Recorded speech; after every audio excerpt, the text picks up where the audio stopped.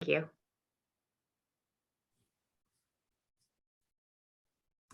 Okay, welcome everybody. As you heard, we are going to be recording tonight's session, so we can put this on our website. So you can refer back to it if you have any questions about what we present, or for all of the families who are unable to join us tonight, it will be on there. So we are recording. We're going to go ahead and get started. Welcome. This is our junior night presentation that we like to talk about college and career information. I'm Erica Mann. I'm one of the counselors here, and I work with students, last names KR through RI.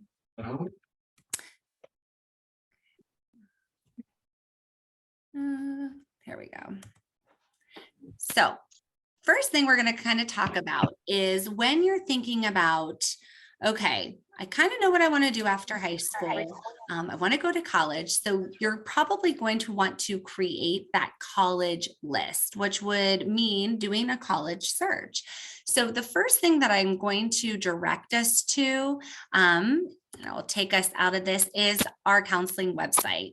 This is located at www.wkhscounselors.com. You can also find it on the Worthington Kilbourne site. It'll link you directly to our website. Once you're on, this is our main screen. If you hover over college and career, you can scroll down to that second option is college. Once you click on that, we have a whole menu bar down the right-hand side. The best place to start is this college search function. If you click on that, we have quite a few resources and a little blurb about where and how to start, because this is your starting point. This is, I'm going to search colleges that I'm interested in attending, and I'm going to create my college list. So if you scroll down a little bit more, we have websites that can help assist you in this college search.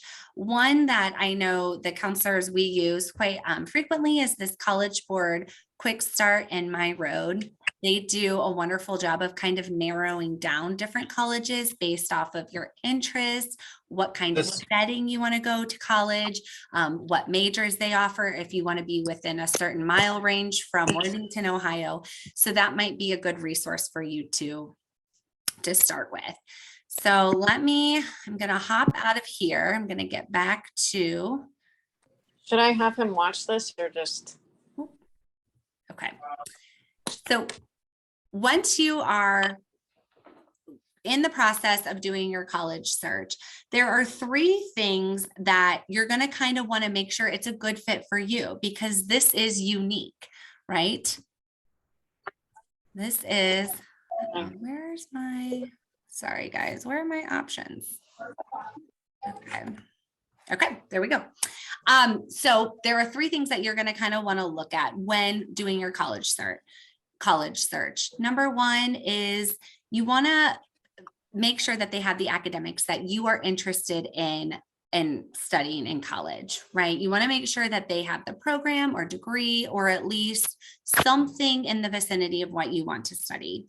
You want to make sure that there are some personal and social interests that are of interest to you, and then financially. So those three factors are going to kind of be that sweet spot of that is the ideal fit, right? You also want to be looking at the size of the campus. So ultimately, when you look at those three factors, you're going to want to kind of target your college list to at least 3 to 5 schools where you fall within that middle 50% on their academic profile. So every college comes out and they kind of share their academic profile of what the middle 50% of students that are accepted to that school, what their qualifications look like. Right? So it's going to be unique to everybody, but make sure that you have at least 3 to 5 on your list where you're in that 50%. If you're looking at more selective schools that have a 33% acceptance rate or lower, make sure you just have some backups on your college list, because everybody is a qualified candidate when you're looking into this. So on the next slide, we're kind of talking about permanent factors. So this is something to keep in mind when you are in your college search. So you're going to want to be looking at the size of the campus. That's never going to change. right? Location, never going to change. So if you go to school in Ohio and you're like, oh, it's freezing up north, if you go to Bowling Green, those winters can be brutal. That's probably not going to change. So make sure you're paying attention to some of those. Distance from home, that's not going to change. If there's any religious affiliation with the college, the type of setting, kind of familiarize yourself with, is this a suburban setting? Is it an urban setting? Is it rural setting? All colleges are spread all throughout the nation, and they are in all different types of setting. You're also going to want to pay attention to the diversity of the campus, because that probably won't change as much either. Just remember, we know that you've never been to college before. And so the best way to get an idea of what you're really looking for is to visit various schools, right? And to go out and do those college visits, because that can help you identify what feels more comfortable to you. Okay, so now we've kind of talked about the first starting point is that college search. Now you have to kind of know yourself a little bit and kind of determine, what is it that I want to study, or at least I'm interested in. So when I'm doing my college search, I'm making sure that I'm looking at schools that would be a good fit for your interest and your career wise. So this is going to direct us again to our website. If you hover over the college and career tab again, so the last time I took you guys to college, this time I'm going to take you to career. If you click on that career, then here's going to be, again, we have that sidebar of options down the right-hand side. And the one that would probably be of most benefit to you guys right now is this career interest inventories. This is where you're going to have several different websites that's going to help you determine what areas of study may be of interest to you, or what careers you want to start looking into. The main purpose of college is to prepare you for your future career path. So putting in the time and the energy to do these career interest inventories really will pay off in the end.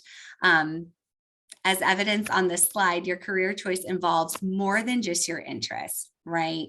And we'll talk a little bit about U-Science. U-Science is the first one listed right here on our website. I'm going to talk a little bit about that one here on our next slide. So let me get back to our PowerPoint.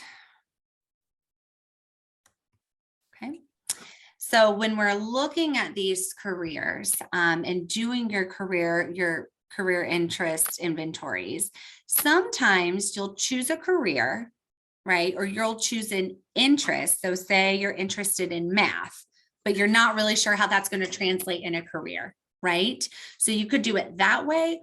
Or sometimes you want to go into something a little bit more specific, like I want to be a teacher.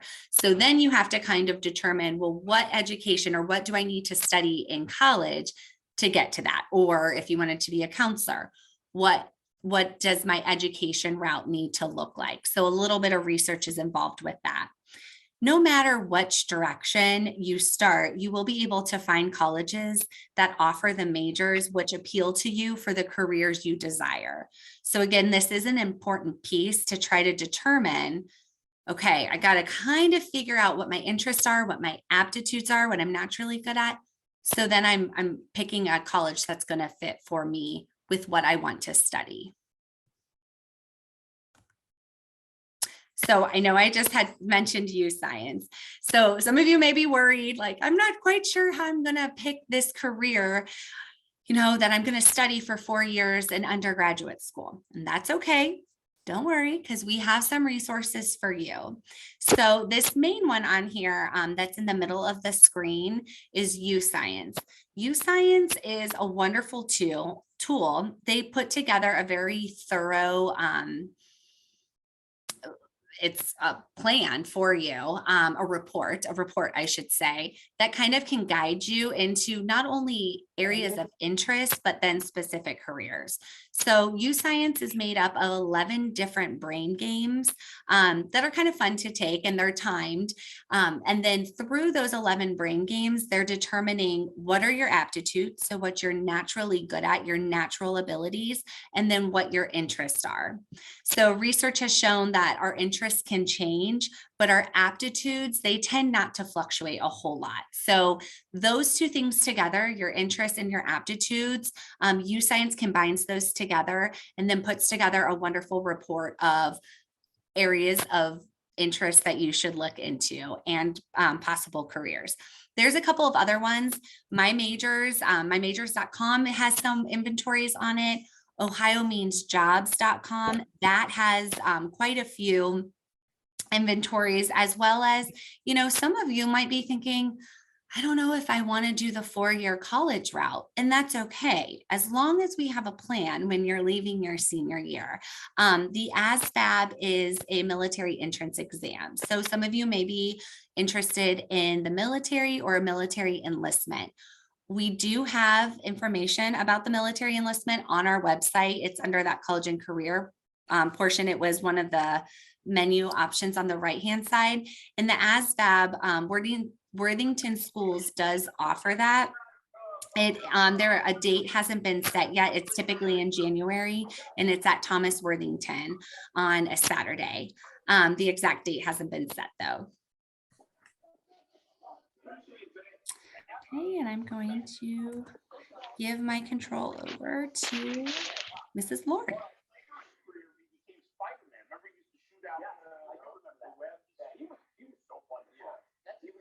I don't see it. Hold on. It's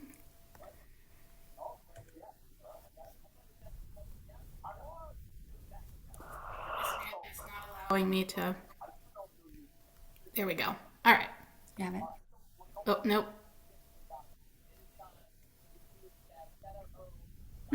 Okay, I can move it for you. That's fine. All right, college fit. As Miss Mann has been alluding to, fit is going to be extremely important. You're going to want to find that college that's going to be that right fit for you. Miss Mann, if you can. So now that Miss Mann has helped you figure out what you want to study, it's going to be time to shift that focus on that learning environment that is the best fit, that's going to set you up for success. So the size. What is the size of your ideal classes? What is that student to faculty ratio? Beyond that ratio, what is the average size of that introductory freshman class? Are you going to be sitting in an auditorium with 300 other freshmen, or are you more of a student who wants that smaller class size of 50? That academic competitiveness. What is that match for you? So what is that level of academic challenge that's going to be right for you? And how well do you respond to academic pressure and competition from others? How important is it for you to perform at the top of your class? Or would you be satisfied being in that middle or bottom of your academic class? What is the academic experience of the students who attend there? Are there internship opportunities, study abroad opportunities? What is that retention rate? Do students start at that college and stay at that college earning a degree? That graduation rate is important. Are they graduating in 4 years or 6 years or not graduating? And the career placement services offices and their rates for placing their graduates into a career upon graduation. How do they support you in that journey from student to professional? Campus life. So while classes are a huge component of college, the campus life and your personal experience on campus are also important aspects when making that decision. So what do the students do on the weekends? Are they all leaving campus or are they staying? How important are sororities and fraternities to you in that campus life experience? Are there good places to eat besides the dining hall? Is there a place for you to do laundry? Does the campus seem safe? There's only so much time in college, so are there groups, are there events, are there activities, clubs that you'd like to join and participate in? If sports is important, You may need to consider at what level you would be comfortable competing in. Are you looking at an intramural club? Are you looking at varsity? If you're looking at varsity, be aware that there are some additional procedures that you may need to do depending on that NCAA level of competitiveness. Campus visits. So as you start coming up with that list of potential colleges to help you in creating that college list, you should be making college visits. Thankfully, we're past that era where the colleges were not allowing campus visits for students during COVID. So make that campus visit. Visit with the representatives who are coming to Kilbourne and meeting in the counseling center. Attend the Columbus Suburban College Fair that's happening on October 9th at Otterbein University. As Miss Mann, if Miss Mann can pop up on the website again, we do have a college visit section on the counselor website on helping assist with you making those college visits to the campus. When you set up those visits, they are excused absences. You, the student, should be calling the admissions office to set up that visit because it's showing them that you are that mature, responsible student who's ready to become a student at their campus. Communicate with the representatives for other available opportunities. Are they having special event weekends where they're hosting students on campus? When you're on the campus visit, you're going to want to take that general admissions tour, that official tour with the admissions reps and students, but also take that unofficial tour. Look at the surroundings. See the things that there are to do. Is this a good fit for me? Do I see students doing things that I would enjoy? Are there activities that they are promoting on campus? Are there factors that are important to me and my family that I need to be looking around and see if I see them on that campus? On the counselor website, you're okay, Mrs. Mann, but on the counselor website where Mrs. Mann started, on that right-hand side was a running calendar of the visits for the college reps. So on that calendar, if you're a student interested in Capital, for example, they were here today, you can click on that calendar link and register for that visit with those representatives. October, November, we've got a lot of college visits coming there. And again, just a reminder that on October 9th from 1 to 3:30, the Columbus Suburban Fair is at the Clement Center at Otterbein University, where there'll be over 200 college representatives there to meet with you and answer your questions and get you in front of those representatives. Finding a financial fit is the third major component in finding a college that's right for you and for you to consider. The reality is you are going to be expected to pay something when attending college. We do recommend that you do not rule out a college right now in the search for that right fit based on the costs just yet. It may be a factor at the end, but that sticker price for the college may not be what you're expected to pay in the end based on other factors that come into play in your application process. The economy is having a big impact, so you can use the net price calculator on all the colleges' financial aid websites. They have a net price calculator that you can use to have the college give you an idea of what their best guess is as to what you would end up having to pay at their university. We'll want you to start looking at scholarships. Right now, you can't really apply for the majority of scholarships, but you can start looking at those general scholarships and getting a feel for what's out there that you might be eligible for. Most monies do come from that college or university. They can be tied to how the students are doing academically or in other areas of merits that they might be looking for awarding. That can be leadership, music, athletics. So you can be looking at the financial aid website of the colleges, and then on our website we have scholarship information as well. The best thing you can do is to be doing well in your classes and know that there are scholarships out there that may be a good fit for you. The FAFSA is the free application for federal student aid. Every year that you are planning on attending to college, you will be filling out the FAFSA. It opens every year on October 1st of your senior year will be the first time that you can fill that out. We hold a financial aid night every October to help share with the families the process of completing that FAFSA. And the deadline for completing the FAFSA is different for each college, and they have a FAFSA deadline that may be different than their application deadline. Ways to help minimize that cost. So we talked about the fact that the expectation is that you will be expected to pay for some of the college, but there are some ways that you can help minimize that cost. So College Credit Plus is a way that you can take college credit while still in high school as a high school student. In January, we will have a detailed information night that you can attend if that's something you want to pursue. Some families do look at military enrollment options as well as ROTC while in college. You can look at various college options or paths to that professional degree that you are seeking.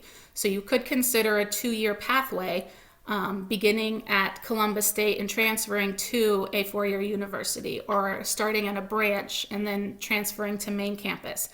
For example, with Columbus State having a tuition of about $4,000 per year, you could save on average $30,000 or more off of the cost of that bachelor's degree by considering that pathway. You're going to want to be considering the public and the private universities along with Columbus State to figure out what offer is best for you and what fits you best. Right, so we just talked about the college fit from your perspective, but fit is not just something that the students are going to be looking for, but the colleges are also going to be looking for a fit from their perspective. So how the colleges evaluate their applicants can depend. The colleges have their own goals for creating that next class. So for you, that next class of 2028. Some will do a review of GPA, a basic review of GPA and test scores with benchmarks that they're looking for their students. Others will be looking at factors more holistically, incorporating your essay, your letters of recommendations, and all the colleges are going to be looking at the applications through the lens of finding that student who meets certain factors for the goals of that university. So don't make an assumption that you will or you will not get in. The top factors in admissions for the freshman class of this year, the freshman college class, are the grades in college preparatory classes, in the strength of that curriculum, the overall GPA for the student, and admissions test scores for those schools that require it and or students submit. Among the next most important factors are the essay, the student's demonstrated interests, recommendation letters, extracurriculars, and that class rank. For those that require the test scores, those are going to be weighted as most important if the colleges are making that a required component. If the colleges are test optional and you choose to submit your test scores, know that that will be considered with the other data that you are sharing with the college. You do have control over most of this. You have control over the grades that you're getting, the strength of your curriculum. But finding that fit also does involve the needs and goals of the university. So you may have been the perfect fit for the college on paper, but if they have specific goals or needs, it is not possible. It may be possible that you do not get accepted despite being that match. So getting rejected can be hard, we know that. But try not to take it too personally. You're going to want to control what you can control and then let that go. Remember, it's important to keep it in perspective that there is a college out there for everyone. There is a college out there for you that fits you.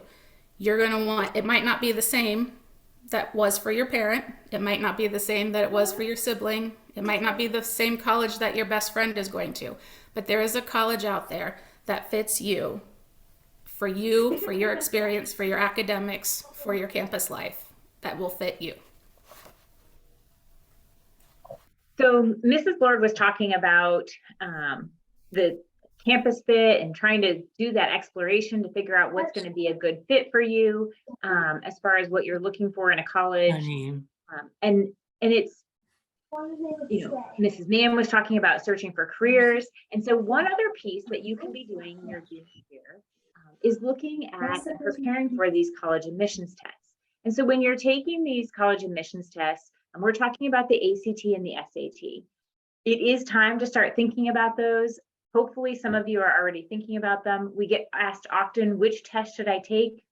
The colleges use them interchangeably. So you can take the ACT, well, you will all be taking the ACT for free in March. We're going to talk about that in a minute, but you can take the SAT if that's something that appeals to you. It's completely up to you and what feels most comfortable to you. Many students will take both of them to see which one they do better on. So the ACT, the way that this one works is this is a test that has sections for English, math, reading, and science. And each of those sections are scored on a scale of 1 to 36. And then you get your composite score, which is an average of those 4 scores. There's also an optional writing test that comes with the ACT. The SAT is another one of the tests, and that one has just 2 scores. It's scored on a scale of 200 to 800 for each section, and those scores are added together. So your total score ends up being between 400 and 1600, and that's an evidence-based reading and writing score and a math score. So if you're a student who tends to do better in science, you might gravitate more towards the ACT, knowing that there's going to be a full section of science that's going to be averaged in equally in that score. Whereas if you're not as strong of a science student and you're better at English and math, you might prefer the SAT more, knowing that that science score won't be there. When you're thinking about your ACT and your SAT, except for that free administration on March 14th, that March 14th test is the one test that we will register you for. So all of the juniors are going to be registered for that. You're going to take that test at Kilbourne during a school day. And that one is your free opportunity. It counts for colleges and it's a great experience.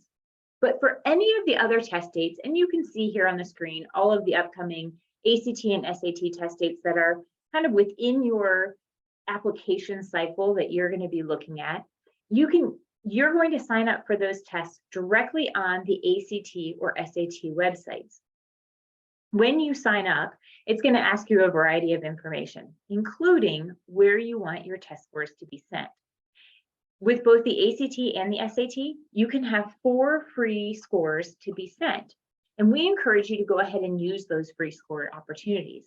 The reason for that is that if you do really well on it, then you're going to want those scores to be included and you don't want to have to pay for it after the fact. If you don't do well in it, and if the colleges continue to have a test optional policy, you'll be able to tell them you don't want those scores included and they won't pull that data to be a consideration factor when they're evaluating your application. So it just gives you that flexibility. And we're going to talk more about that test optional piece. But when you're applying for those tests, we do encourage you to go ahead and use those 4 free scores. The other reason that can matter is that, and this is, ma'am, will you go back 1 slide for me? Is that when you're looking at some of those test dates, you're going to see that some of the dates are obviously now in this school year, but some of those dates are actually into next school year. And you get into a challenge where there are colleges right now. I have a student who's applying to a school that has an October 15th deadline. So you don't necessarily want to wait until an October test date when that might be after your college's deadline. So you want to really look at the test dates and figure out what's going to make sense for you. Okay, we'll go ahead and go forward a slide now. So when you're looking at your testing plan, hopefully many of you have already signed up for the PSAT, and hopefully you know this because today was the day that you were doing your pre-administration paperwork in the auditorium, and hopefully you got that all done. Students are taking the PSAT on October 12th. If you didn't sign up for that, unfortunately, it is too late for that opportunity, but that doesn't mean all of your practice opportunities are lost. And we have lots more that we're going to talk about. But the PSAT will be on October 12th. The pre-ACT registration for that starts on Monday. So this coming Monday, you have the opportunity to sign up for the pre-ACT. The pre-ACT will be offered at Kilbourne on November 10th. The cost for that is $17. So there is a cost associated with the pre-ACT of $17. If you're interested in that, you're going to apply using, you'll pay using My Payments Plus, and you'll fill out a Google form to actually register. So it's a 2-step process to be able to sign up for the pre-ACT. That will open on Monday. You'll be able to find links to all of that information on the counselor website starting on Monday. It'll be on that front screen. Same thing on that front homepage. There was like when Mrs. Lord was talking about the Columbus Suburban College Fair, if you look on that homepage, we have some of that information on there too, because we know that that's a really important place. So we try to put that timely information, like the pre-ACT information, that'll be on the homepage once that's open. Students should plan to test, should plan to test twice. The reason for that is that statistically, students tend to do better when they repeat the test. They now know what they're going to expect. They know how fast they have to go. They know more about what that testing environment is going to feel like. In fact, the data is that 57% of students will do better when they repeat that test. So it's really common that students will take a test more than once. They can do that with, for example, the December ACT and the March ACT. And we're using ACT on here as an example because you're taking that ACT in March for free, but the same timeline would work for your SAT. And part of the reason that we would suggest you consider maybe taking the December ACT is that that's a test that allows for what's called the test information release. Now, there is an additional fee to that. I believe it's about $22, but the test information release is the opportunity that you can say that you want your test answer and questions back. So they will send you about 3 to 5 weeks after your test, you will get a copy of all of the test questions, your answers, and the correct answers. And so if you're a student who will go back and use that to help study and to help review and to figure out what sections am I not doing well on, that's a really great place that you can use as a study guide. The test information release is not offered on every test. It is offered in December. It's also offered in April and June. So if that's something you're wanting to use to help you prepare for another test, the December test is a great opportunity for that, because then you would get those scores back. You'd be able to use them to study and review before you would take the test again in March. Again, you're going to want to think about when all of those test dates are for your family and your commitments. So if you're a lacrosse athlete or you go to camp every year at a specific time, then that might impact your timing of when you're going to take these different tests. And again, you can repeat them into the summer. Just make sure you're thinking about that scheduling for your college application deadlines. So with regards to test preparation, it feels really daunting, but it isn't, because every single day when you are taking your classes, you are preparing for these tests. Your rigorous academic course load, taking those classes that push you and challenge you and help you to learn and grow, that is test preparation. And so you're doing that every single day. There are also opportunities that, like taking your PSAT scores, using Khan Academy, which is a free opportunity online to do that. Taking the pre-ACT, as we said, on November 10th, and using your scores with that. ACT also offers an ACT Academy that has some free test prep opportunities. There's information online that you can do with regards to free tests or daily questions. And then there's also opportunities that you can work with a tutor, and that's a possibility. And we've had a lot of students question whether or not they need to do tutoring, and that's a personal choice and a family decision. Some of the individual tutoring and group tutoring opportunities can become costly, and it really becomes a situation where you have to look at the dynamics and what that's going to cost for you. I know that with a family I had worked with before, they had 3 daughters, and the mom talked about how she wished she had learned from her older 2 daughters that she could have gone back and made them do what her youngest daughter did, because her oldest daughter, she said, they didn't know better. They just didn't do tutoring. Her middle daughter just refused to do anything tutoring wise. Her youngest daughter was all in, and she said we paid $500 for her to work with a tutor, but then in the end, because her score increased so much, she ended up qualifying for an additional $2,000 per year in scholarships. So she ended up getting $8,000 in scholarships for that $500 investment. So there is some give and take, but not everybody needs to do that. Not every family can afford to do that, and that's okay. There are plenty of free or very low cost opportunities like the pre-ACT that you can do. If you're looking at trying to sign up to work with a tutor or doing some of that test prep, like looking at the books or doing online test prep on your own, sometimes students kind of take one of two routes with that. Sometimes they will do their test prep before they take the test for the very first time, so that then when they take the test the second time, they're just going to review a little bit and they're already prepared to do the best that they can. And then other students prefer to go into it, take the test for the first time, see how they do, and then focus their studying on the places that they feel they maybe need to grow a little bit more, need a little bit more help on. A lot of times students will, or families will ask us how good their scores are. And so on this next slide, you're going to see a little bit of a comparison about scores.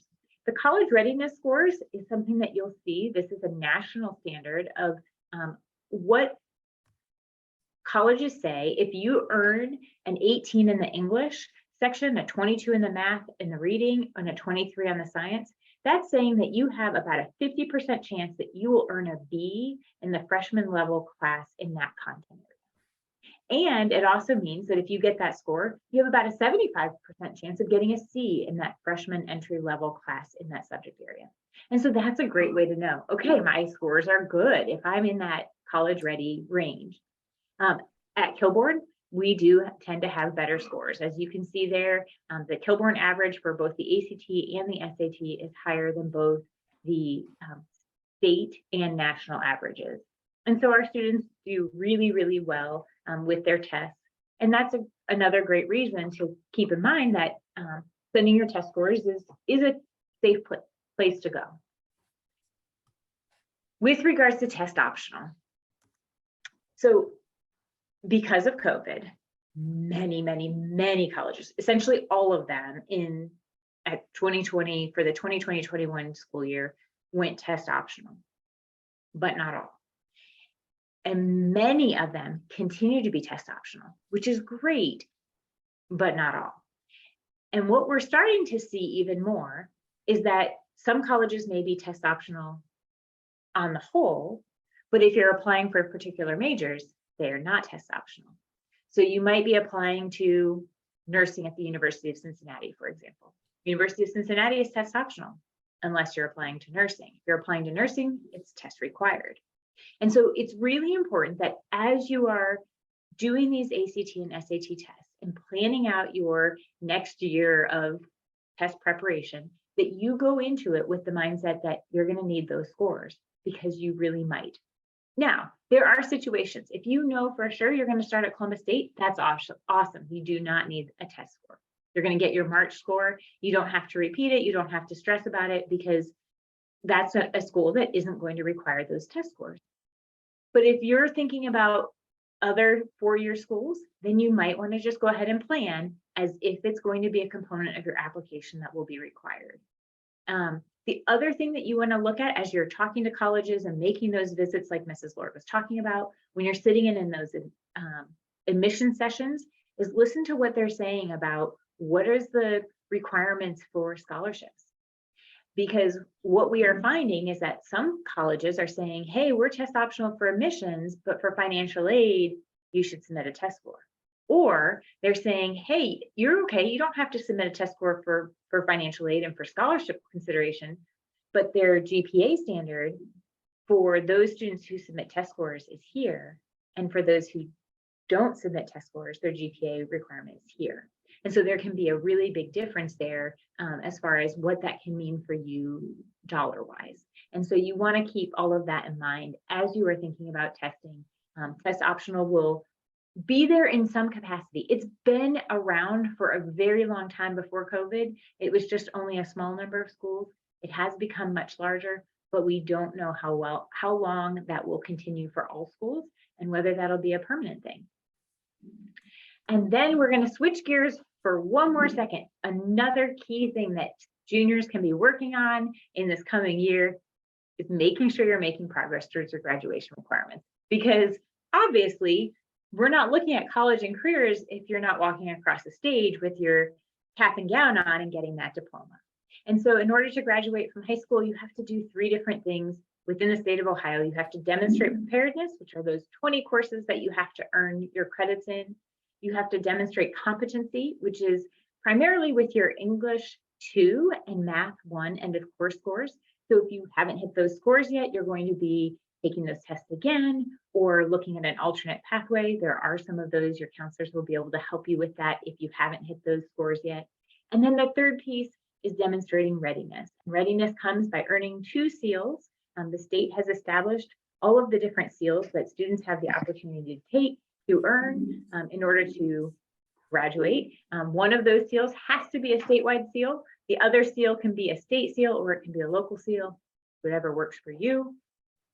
Information about those graduation requirements and what you have to do to earn seals is available on the counselor website, on the district website, and on the Ohio Department of Education website. Your counselors are also trying to stay on top of this and helping students, and we are definitely guiding and navigating and encouraging and pushing students that maybe don't have those seals yet to make sure that you're taking advantage of every opportunity, such as participating in a club can help you get a student engagement seal. So there are lots of great opportunities. Make sure you're taking advantage of all of those. So if we're telling you to do those things, know that we're not just doing it to hear ourselves talk. It's because we're trying to make sure that you're going to hit those graduation requirements for your class so that in May of 2024, you are walking across that stage. Okay, so students, what can you be doing now? And I'm talking to the students, right? This isn't mom, this isn't dad. This is students. You are driving your own car for success. You are the one who is controlling and guiding. What can you be doing now to prepare yourself for this time next year when we're working with all of our seniors on applying to college, if that's the post-secondary route that you are taking? Okay, so you are in control, not mom, not dad. Colleges don't want to hear from mom and dad. They want to hear from the student. So what can you be doing now? One of the most important things is keep your grades up. Your junior year, your full junior year is the last opportunity for colleges to see your GPA and to see the rigor course load that you are taking. So make sure that you are challenging yourself, but that you're keeping those grades up. Start to think about your resume. Okay, organize your resume. Your resume should be a list of any activities, any awards, any, any clubs you've been a part of, anything that you would want to kind of brag about yourself or to show the colleges that you've been an active member in your school and in your community, any volunteer hours. Start jotting those down now, because that's going to be very helpful next year at this time when you're filling out the Common Application and it's asking you for a list of awards or recognitions you've been awarded, or what have you been a part of? What have you been involved with? So start your resume now, because it's only going to help you for the future. Social media. I know y'all like your Snapchat and I know you're on social media, but make sure that your social media presence is appropriate.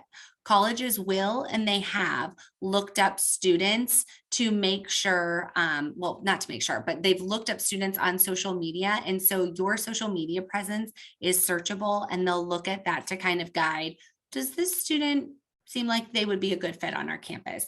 So just make sure that you are aware of what you're posting out there on the internet, and investigate those careers and potential majors included in the career related growth opportunities. So we had kind of already talked about this with the career interest inventories, doing some research. If you know you're interested in something, maybe doing research into, if I'm interested in music, well, what kind of career could I see myself having in music? I know I had talked about U-Science.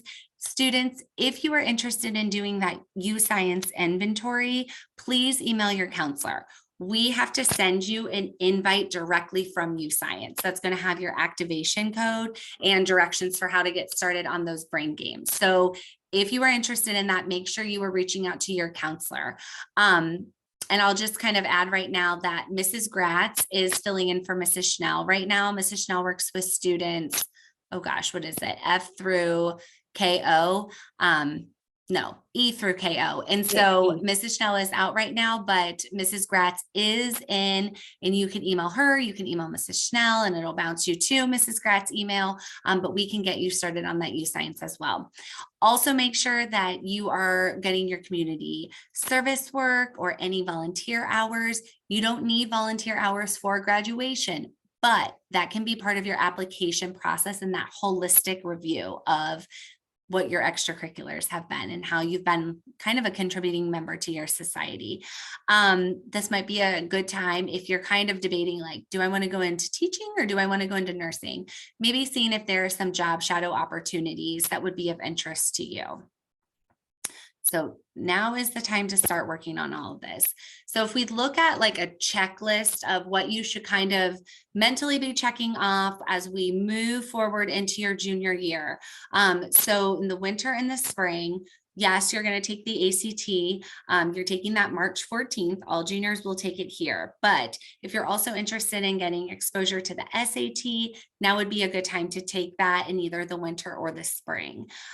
Make sure that you are staying up with your grades. I've already talked about that, but when you sit down with your counselor in February, make sure that you do schedule a rigorous course load for your senior year.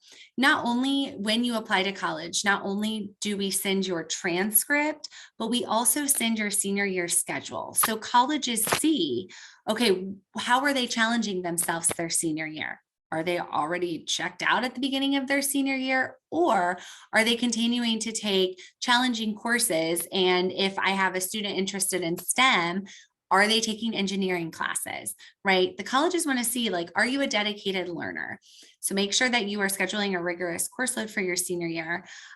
Start to develop your college list. We had talked about that when we were going through the college search process. So make sure, your list is anywhere from, I would say 3 to 5 is a good start. There might be a couple more. If you feel, good about that 3 to 5, then we support that. Make sure that you start to schedule some of those college visits, reach out to the colleges. Colleges do keep track of how many times like a student has shown interest. We're not saying call a college every single day, but if you reach out to an admissions rep, they're kind of keeping track of that because they want to see, well, of course, we want to admit someone who is interested and has done their research on our school. Attend a college essay brainstorming workshop. We have those in the spring. So we don't have a date set, but when we have that date set, we will make sure that we push that out. It typically is during the testing week in April, and we'll do that in the morning. So the counselors will host a college essay brainstorming workshop to help you start thinking about your college essay. Next thing to do is determine if you will need a recommendation letter. Ask that person if the college that you're applying to needs the recommendation. Excuse me, I'm sorry. I have a tickle. Not all colleges require recommendation letters. And in fact, colleges have kind of gotten away through recommendation letters. So for example, like Ohio State does not need a recommendation letter, but Miami does. So determine if that college needs a recommendation letter. Excuse me. And then ask for that. If you are planning on playing a sport in college, make sure that you register with the NCAA. There is information about that on our counseling website. You can also come and talk to your counselor about that and finish your junior year strong.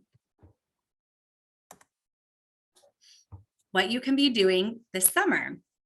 Continue to check out colleges, make those college visits. Summer is a great time to do that. Make sure that you're kind of finalizing that college list of where you want to apply, because the reality is when you come back in August, we're going to be talking to you about the Common App and we hit the ground running.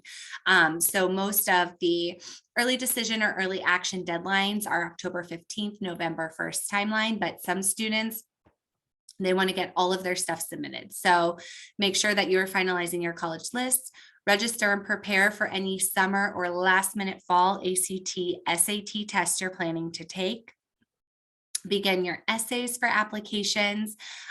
Make sure you're looking at the updated year application prompts for the school. So we've talked a lot about the Common App. That is a localized application that goes out to all of the colleges that you apply to. And it's online. It's called commonapp.org. Is it org or commonapp.com? I'm not sure. It's one of those.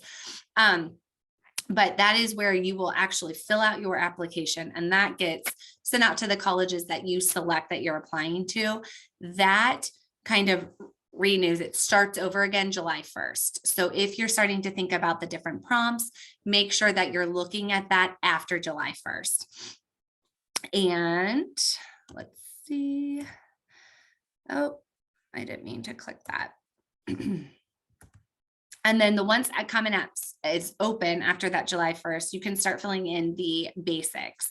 Now, we will have a Common App workshop that the counselors host. That will be in August, beginning of August, or right when, maybe that week before we come back for school.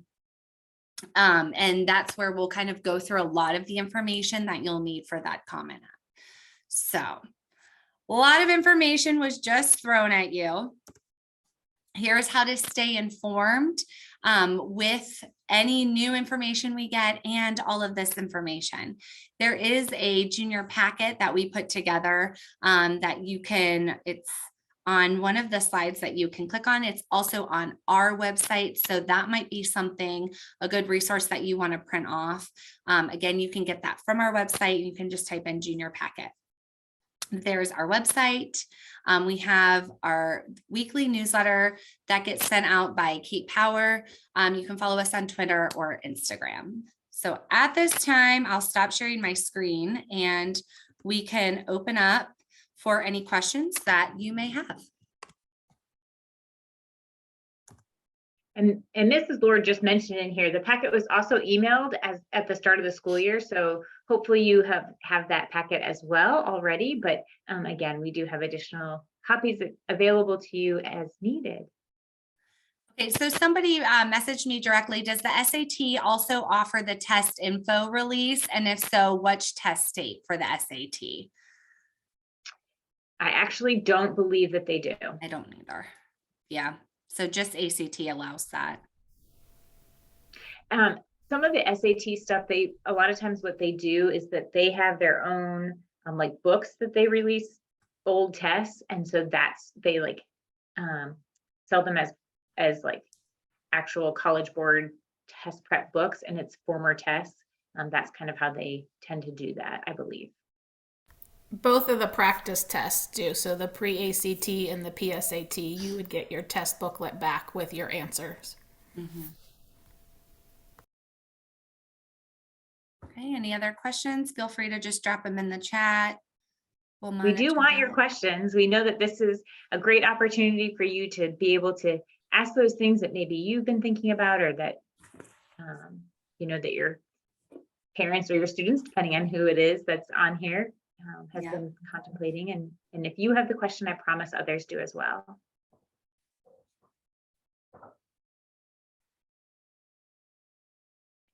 I know that sometimes with the college app, when we start talking about all this stuff with planning for college, and we're telling you that you have to pay attention to your grades and start thinking about careers and start thinking about colleges and prepare to take the ACT and SAT and do all of these things, that it can seem really stressful and really overwhelming. But this is actually supposed to be really fun too, because you are starting to think about, what do I want the rest of my life to look like? What do I want to do when it's not somebody sitting there and telling me you have to get up and come to school and be at school from 8:40 to 3:20, and then go to practice from this time to this time, and then go home and eat dinner, and you're eating what your parents are telling you to eat, and then you go to bed when your parents tell you to go to bed, hopefully. But you start having all of this control to start figuring out, what is it that I want?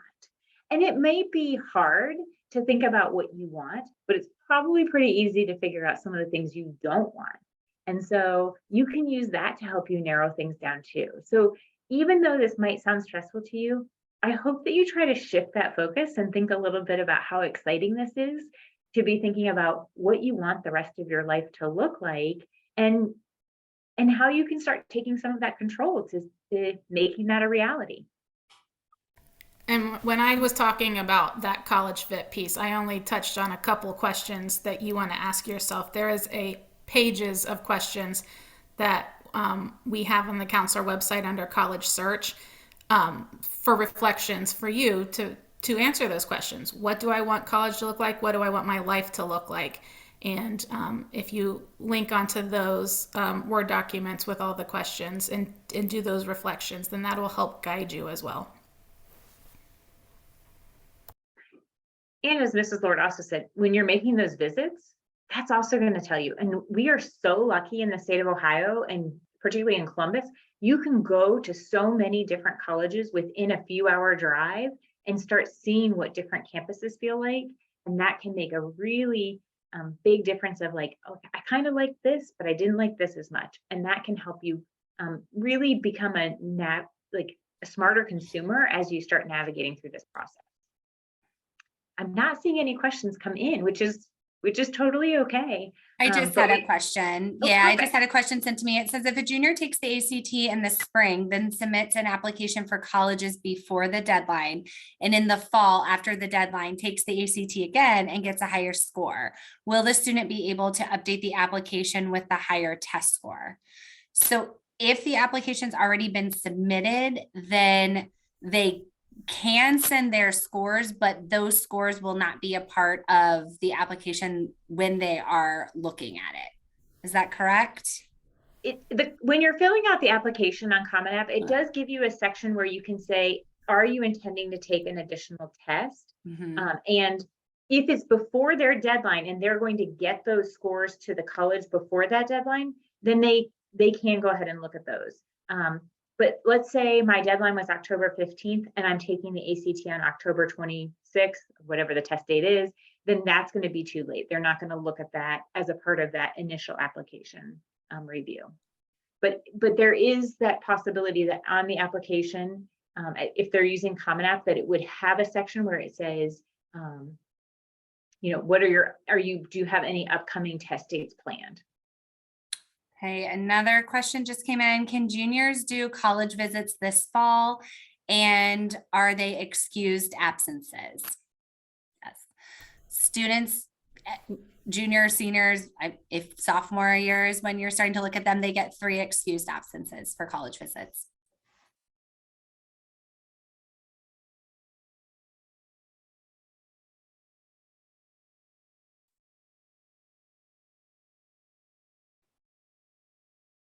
So I know we have 2 minutes until 8. We try to make these presentations an hour because we want to be respectful of your time. We're going to hang out here for a couple of minutes. If there are no other questions, then you guys can log off. If you think of anything tonight, please feel free to students who are on here, come see your counselors, or parents if you're listening in for your child, then you can always email us. But we'll hang out here for a couple of minutes. So if you guys just want to hop on and ask us a question or put it in the chat, we'll be here. Thank you for attending tonight. Yes, thank you, everybody.